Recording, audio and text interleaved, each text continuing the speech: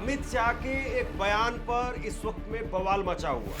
उन्होंने वो बयान दिया बिहार के अंदर, और बिहार में रैली में जैसे उन्होंने बयान दिया, इसके बाद में सवाल खड़े हो गए। लोग कहने लगे कि राहुल गांधी ने जो कहा था वही ठीक है। राहुल गांधी जिस तरीके से चुनाव आयोग के बारे में और भाजपा के रिश्तों के बारे में जो कह रहे थे, अमित शाह का बयान तो उसी पर मोहर लगाता है।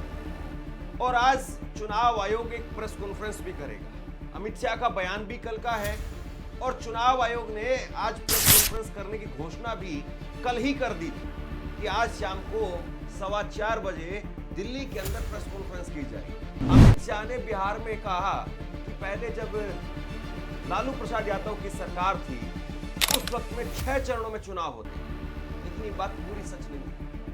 ये सही है कि उस वक्त में 6 चरणों में चुनाव होते थे, लेकिन जब नीतीश कुमार की सरकार थी उस वक्त में भी 6 चरणों में चुनाव होते थे। फिर घटते घटते अब 2 चरणों में चुनाव की बात आई। और सबसे बड़ी बात यह है कि अभी तमाम पार्टियां वो कह रही थी कि एक ही चरण में चुनाव, लेकिन एक चरण में चुनाव नहीं करवाएंगे। लेकिन अमित शाह कह रहे हैं, जरा सुन लीजिए, कि इस बार जिता दीजिए, अगली बार एक ही चरण में चुनाव होगा। इस बात की घोषणा क्या वाकई अमित शाह कर सकते हैं?